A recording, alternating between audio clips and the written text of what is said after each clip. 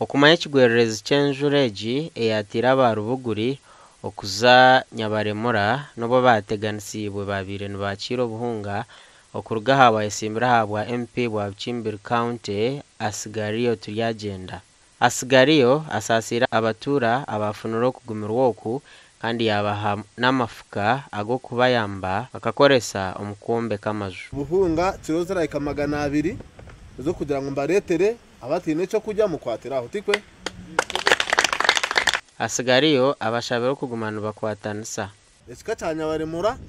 kumweneho ihururu yo kugira ngo mukwatanise murebe ngo mwaguma yambana nyensakare bangambire nenda kubaha kubonjera kiratanu zo buhunga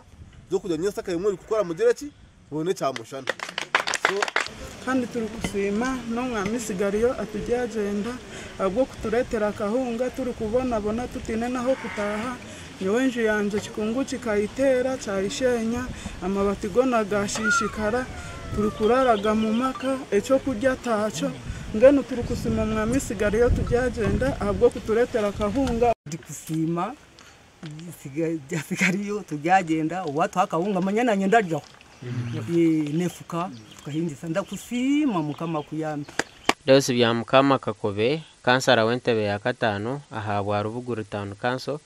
najango kichweke kitwire ni kitunge bigwererezi bye kikankechi bitu government terukora kubayamba kunga tushabe government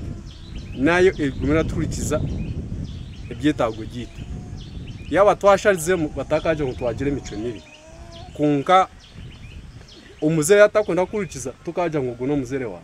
no share mujira ki so yabana yaturamangita Rubuguru Town Council tuwaga muri government na West TV no kutugamba gasha kwa keta tuzariro.